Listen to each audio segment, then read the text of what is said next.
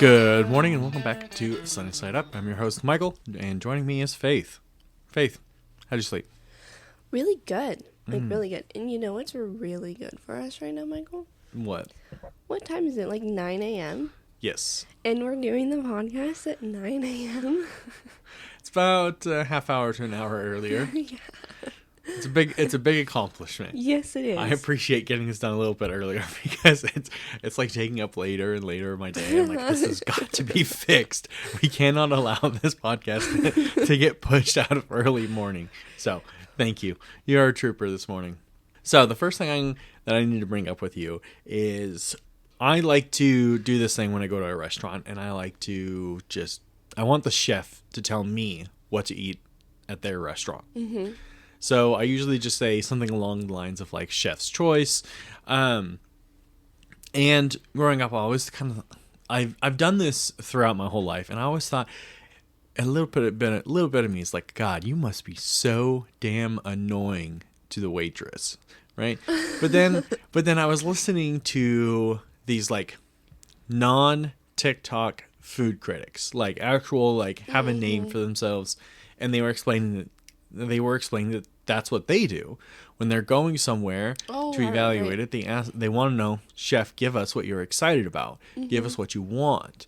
And then they try it. And then that's kind of like a better baseline for understanding what can this chef make when he's excited. And so once I heard that about like a year ago, I was like, oh, okay, I'm going to be absolutely insufferable and I'm going to continue this. And, you know, for the most part, it usually works out. Sometimes it doesn't. We definitely had underfried dough balls in New Orleans. Yeah.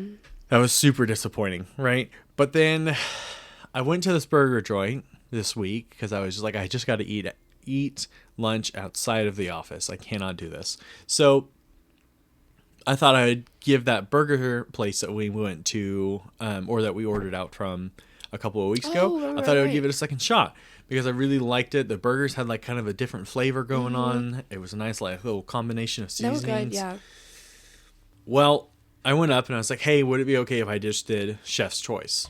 And the lady at the counter goes, yeah. Let me go check with the chef what he would think. And so he went out back. She's like, okay, he's got you. You're good with that. And I'm like, fantastic. I said, any burger would be fine. Just whatever the chef wants to make. And this guy comes back and gives me my burger, and it's a cheeseburger with bacon. Oh, no. I was like, I paid $20 for a cheeseburger with bacon and some fries. Son of a bitch. I was so let down. I feel like he went, oh, chef's choice, let me do something easy. It wasn't even busy. There was like 4 or 5 other people in the restaurant. And the place is big. Mm-hmm. So that's really disappointing. I had a total letdown on this, but I'm not going to give it up.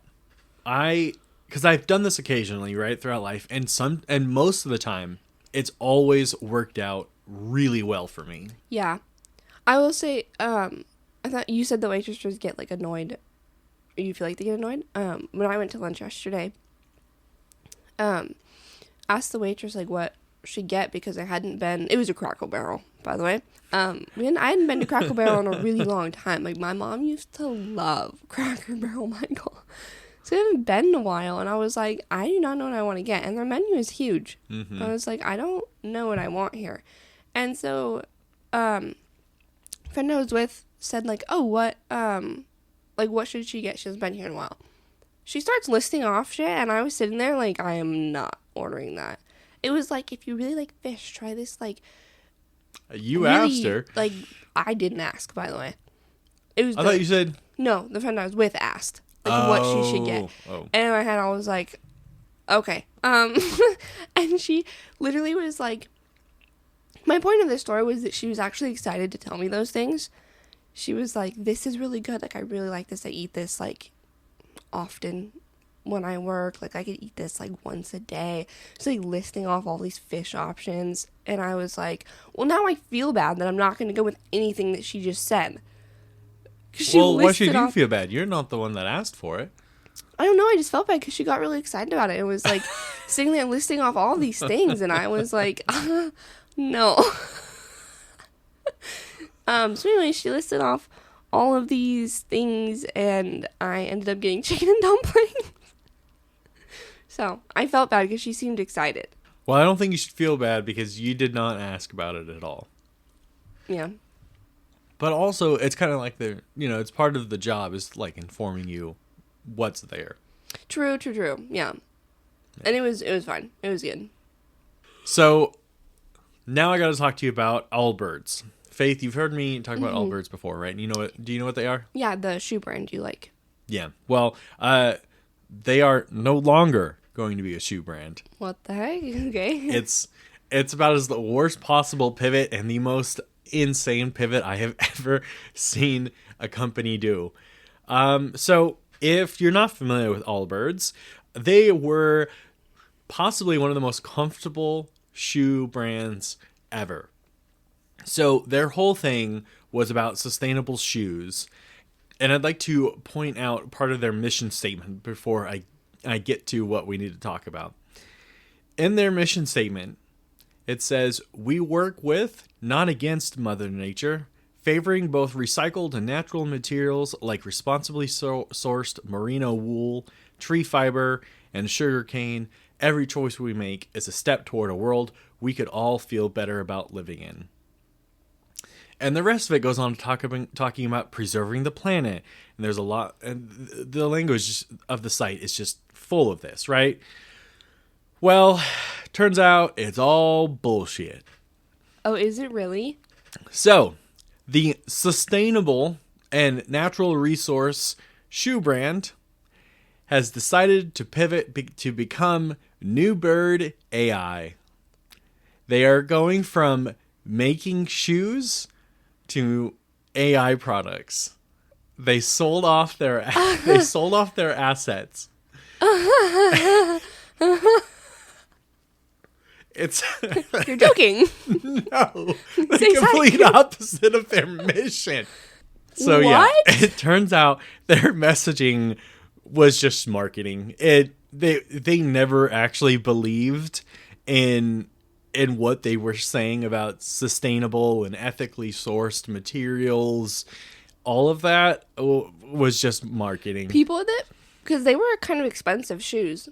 Yeah. I mean, when you say expensive shoes, they were like $120 and never really came down from there. Yeah. People that bought a bunch of their shoes are probably so pissed off right now. Well, the main clientele of Allbirds, have I ever told you who the main clientele is? I don't know. Okay, so they are tech bros in Silicon Valley. That is the main people who buy Allbirds shoes, which should have been my indication to me that if that's the crowd that is like buying from you, your mission probably isn't real, right? Still, that can't they be sued for like false advertising? I mean, like, it's not really false advertising. Insane. I guess. Or misleading a customer, because that's insane. Yeah, well, it's a whole new, technically it's a new company, but like not, I don't know, it's very weird. They sold off all the shoe assets and renamed the company. That's so insane. So, all that talk about preserve. I know. They were literally, I have only been able to buy two pairs in my life because they've always been very expensive. And for me, I'm like, I'm going to buy the $30 shoes, wear them until I got to go buy a new pair of $30 shoes. Mm-hmm. Yeah, okay. But the Skechers slip-ons were not $30 shoes. And I'm never going to go away from Skechers slip-ons again because, my God, those have got to be the most comfortable and perfect shoes I've ever worn in my life. And they've also lasted longer than any other pair of shoes I've ever owned in my entire life. They're perfect. They're quite literally perfect, Faith. Don't knock my Skechers slip-ons. Anyways, I'm just so disappointed that I know of all things for them to sell out to, it's AI, literally the opposite of their mission. Yeah. Like, what a bunch of bullshit that they just spewed. I was so excited when I found this company. Like, I remember finding them and going, hell yeah. Yeah, I would love to buy shoes made with, natural materials. I would love to support a company who's like, hey, we just want to make an impact. Not all shoes have to be made in the same way. And we believe in preserving the planet. Yeah, exactly. And then for it all to be bullshit. I know, that's so annoying. So... You're like, give me my money back. So in the regulatory filing that they had to do, because they are a publicly traded company, they wrote in the filing that they are asking the stockholders for approval to remove, quote, references of the company being operated for the environmental conservation public benefit. So yeah, we really don't care about all of that, because if they did, they could find a way to say like, oh, hey, we're going to work on a way to make AI more sustainable. Oh, like and that one would already? be their business, is like just making AI more sustainable and helping other companies implement better practices. Yeah. Then you could say like, okay, you're chasing the money, but also at least you are doing something. But no. They have to ask their stakeholders for permission to remove all of that wording from the website. Well, and there's already an AI like that, I think. So right? I don't know. What? No. What is it called? It's like one that they claim to be more something along those lines. Oh, and people there's no way to make AI sustainable. No, I know. And people try to convince other people that like you should use that over like ChatGPT because it's better for the environment. And everybody's like, "Are you dumb?" No. I haven't heard of this one. Huh. I'll try and find it. Okay. Anyways, I love these shoes, and they were honestly my favorite shoes that I've ever owned, and it's a bummer that this is going away. There's other sustainable shoe brands out there, and I've tried several. I've bought a lot of shoes only to find out that they are absolutely miserable to wear, and these were always like walking on clouds. So my last pair of Allbirds, they're all stained up and falling apart. Gonna have to put them behind glass like a museum piece. Like a museum piece. That's funny. Speaking of a museum, I got to talk to you about a wiki article that came out on detecting AI writing. Mm-hmm. So this article is going to be linked in the show notes, and I can't share everything because it's extremely long. So here's the highlights from the wiki article on detecting AI writing. Well, I guess one more preamble before we get to this. I have a major problem with it.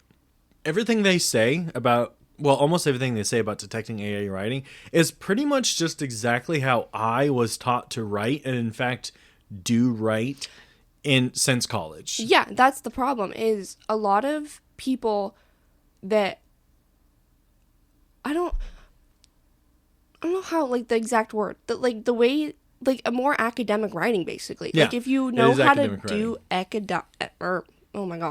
you know how to write like an academic writing, then like, yeah, you're gonna sound smarter, because like that's hold up, I think you'll see what I mean a little bit more clear when I read the examples. Okay, because I think I know what I'm trying to say, it's just not coming out very well. Yeah, so let's get in this.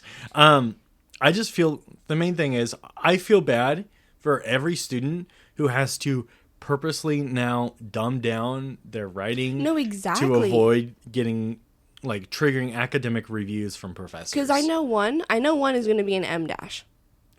Yeah, but let's not get into M dash, because no, I'm thinking of like the undergraduate. The undergraduate does not often use M dashes. So from here on out, these are going to be examples, and it's going to go like what the identifier is, and then an example of those. Okay. Undue emphasis on significance, legacy, and broader trends, such as marking a pivotal moment, represented a significant shift, part of a broader movement.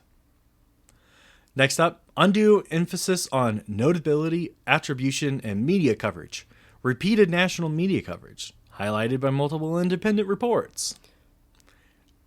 That's insane. Yep. Michael, okay, we're laughing about it because it's ha ha ha. This is like actually concerning. I know. Because this is how they're going to be like, this is how you tell it's AI. So every student, to avoid this fight, is going to just dumb down their writing. It's either dumb it down or record everything you do on your computer. Exactly. This is insane. That's just academic writing. It's how you put it in research papers. Oh my God. I know. Superficial analysis, such as creating a lively community within its borders, and high density of AI vocabulary words, which these words, they are additionally crucial, enduring, tapestry, underscore. Literally how I write all the time. That's just how I write. That's not how I speak, but it is how I write. Yes, because you were taught to write more professionally in an academic setting. For an example, when I was an undergrad, the writing was drilled into me. There was one semester where I had to write, it was something like 8 essays per week for an entire semester between all of my classes, because they were all like high level philosophy and political science classes, and your homework was to write an essay on the materials, like a 1 or 2 page essay, twice a week to convey your understanding of the material. And so you can imagine how many essays that ended up being in a full month or a full semester. And that was it was my sophomore year, and they let me take upper class philosophy classes. Terrible idea. Second year of college for anyone not in the United States. And so I was just trained very early on how to write, very academically minded, right? Yeah. So this sucks. No, this doesn't just suck. This is like, this could be so detrimental, Michael. I know. People are going to start writing, like, they're going to dumb down their words, which it's just going to dumb down academic. Like, this is crazy. Okay, I got a few more to get through here. So, negative parallelisms, such as it's not just, and then this next one made me so sad. Title case. The use of title case is an indication of AI writing. And this is when you put the title of something, every word, the first letter is capitalized. Now, I know most of the world hates when every letter of a title is capitalized, but I firmly believe that is the only correct way to write a title, and it is how I do it, and I will fight for that in every space I am until someone comes after me, because I'm like, every word in a title should be capitalized, even and, the, in, those words should be capitalized. This is like not like, I'm so blown away right now. This is insane. I saw a video the other day of this girl on TikTok said that she was like 22, still in college, whatever. And she was taking this like research class, like research paper class.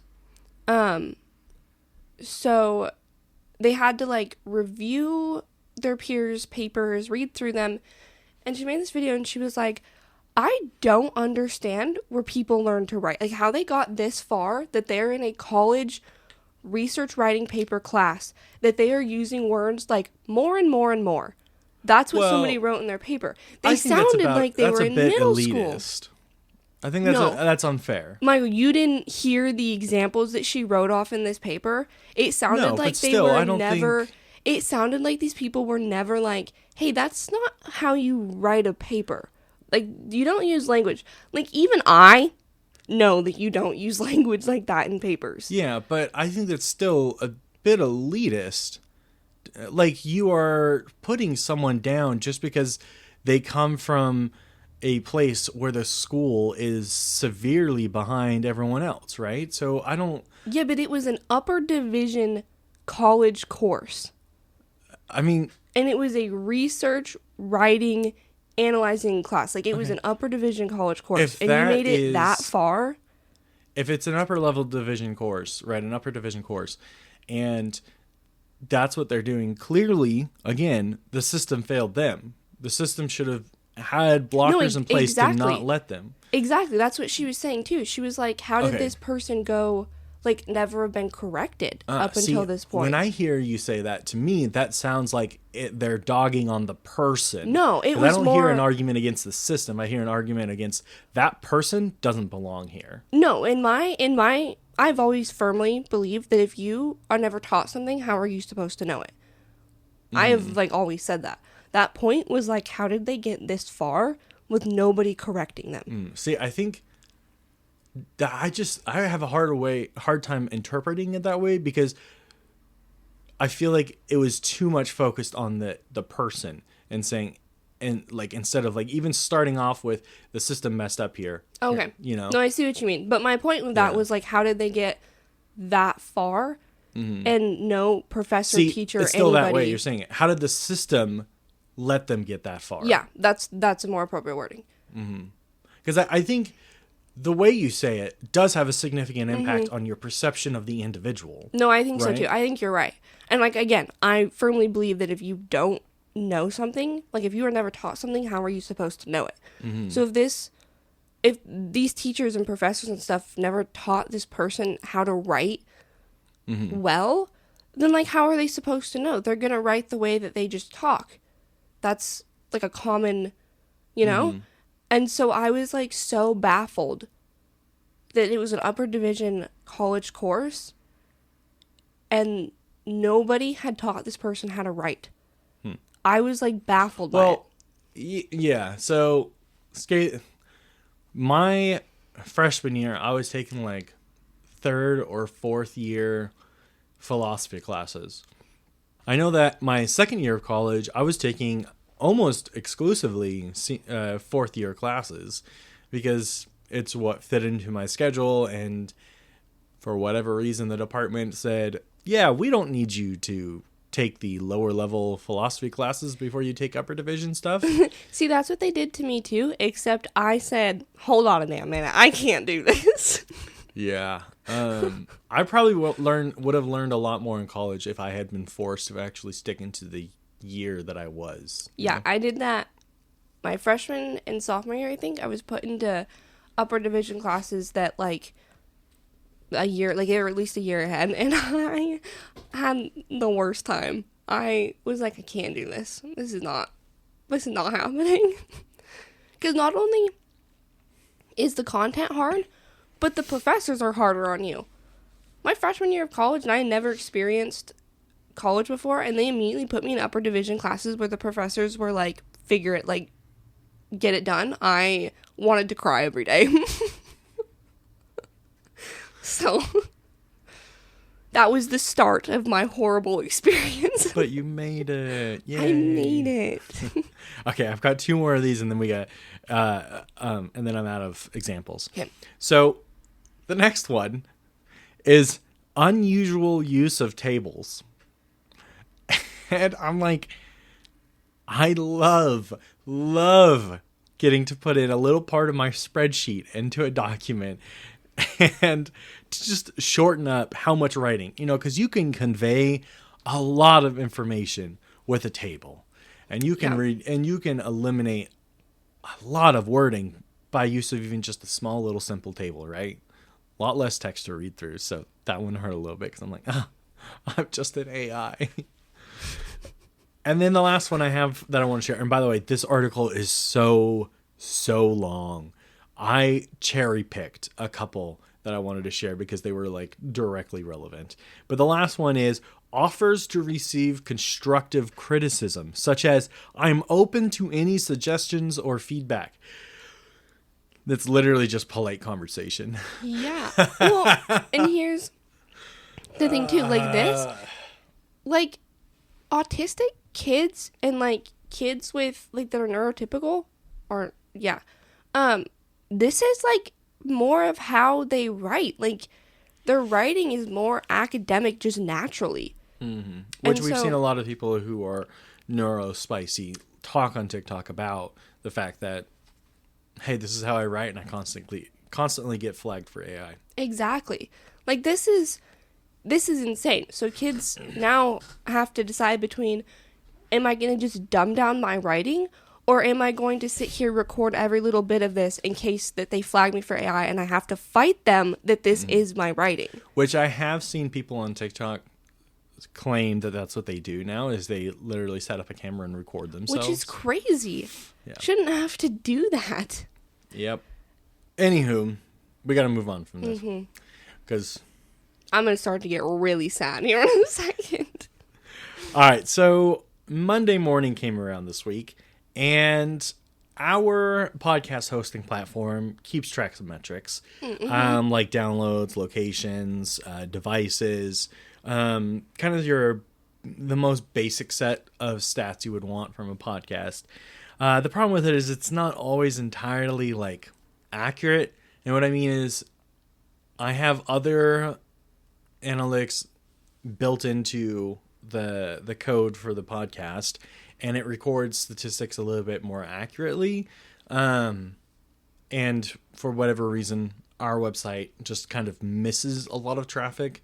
Not really. I think it's just because they're not able to extract data from the like other websites as well as like what I have built into the code can do. That sounded like I'm IT data mining, but it's just like it just records like. Okay, I'm gonna move on because I sound like I'm spying, and I swear to God I'm not. I'm not. I wasn't prepared to speak like that. I get what you mean. That's good. Anyways, so on Monday I got an email, and whenever you like complete an achievement with your podcast in the last week, you get a notification on Monday morning. Oh, so are you gonna go for achievements for your podcast? That's so far out of like what I am like capable of controlling. So no, Faith. Anyways, one of the achievements from last week from this podcast was that we hit 50 countries. Oh. We're listened to in 50 countries now. And after the United States, I just thought it would be fun to point out the top 5 countries following the United States. Okay. Is one of them Canada? No. What are you doing in Canada? I promise you will not be able to guess. Okay. I was like, if it's not Canada, I'm not going to know what they are. All right. First up, our second most listened to country, Cambodia. Oh. 6.2% of all downloads come from Cambodia. All right. Interesting. Hong Kong, 5.8%.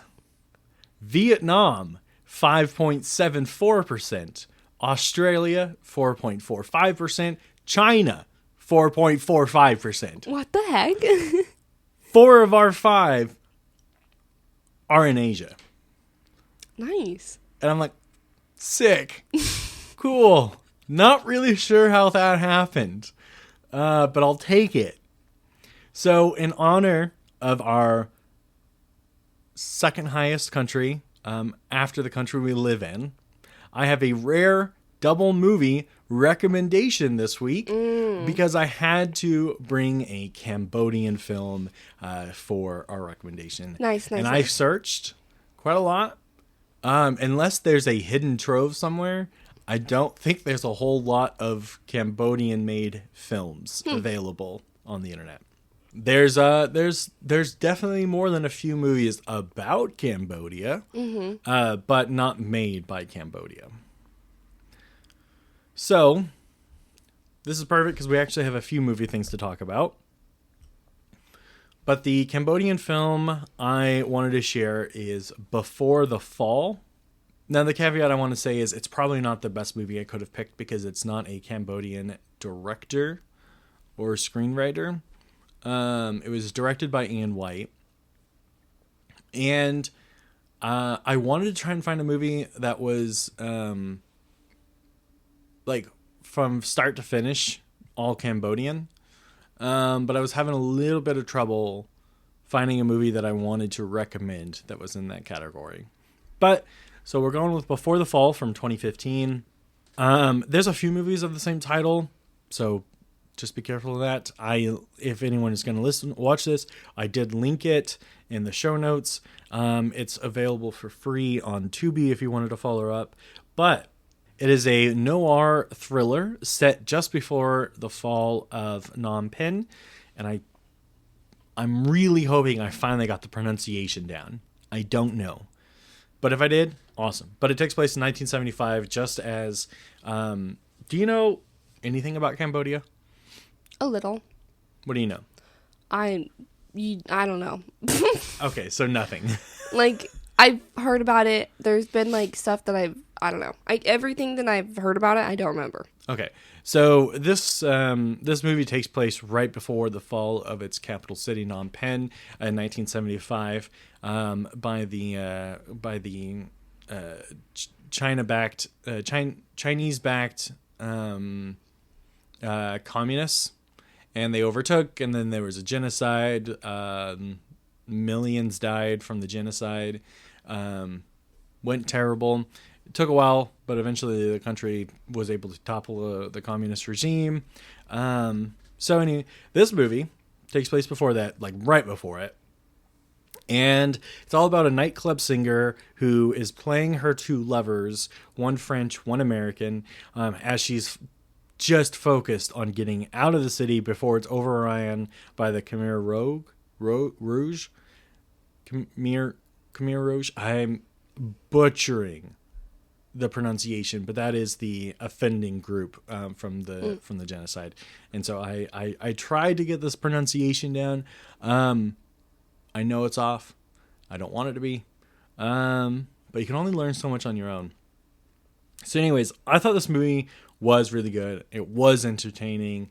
It's definitely worth your 90 or so minutes, I think, to watch it on Tubi. So that's my Cambodian film recommendation. Thanks for checking us out, Cambodia. Nice. Okay, another one is we are following up on a film that we had previously, or I had previously recommended, called Son-in-Law. Now, I was told that I did not give this movie enough justice in its review. So, I made Faith watch it. Oh, please don't ask me to tell you what it's about. You don't have to tell us what it's about. I already recommended the film and said what it's about. You know, as a reminder, if you didn't listen, if you don't remember that episode, Son-in-Law is about Pauly Shore coming home with the farm girl who went to California for college. It's Thanksgiving break. He's got nowhere to go. So she says, come with me. And he comes back and his family's like, oh, hell no. They do not like this weirdo city boy. But she absolutely loves the freedom and the life that he kind of offers and gives. And she kind of runs with it. And her family really struggles to accept the new her. Mm-hmm. It's very much a comedy, little bit of romance, little bit of drama, but Faith, what did you think of it? I thought it was really good. I did really like it. It was really funny. However, when I watch movies and I feel secondhand embarrassment so intensely that it makes me want to crawl into a hole. And there was a couple points in this movie where I wanted to crawl into a hole. And there was one point where I knew what was about to happen, and I literally got up, and I was like, I can't watch this. Like, I'm going to go take a bathroom break. Do not pause this. I cannot watch this scene. I can't do it. And I literally got up and left. Before it even happened, I felt my skin starting to crawl, and I was like, oh, I want to crawl in a hole. And it was so the proposal in public scene. Yeah.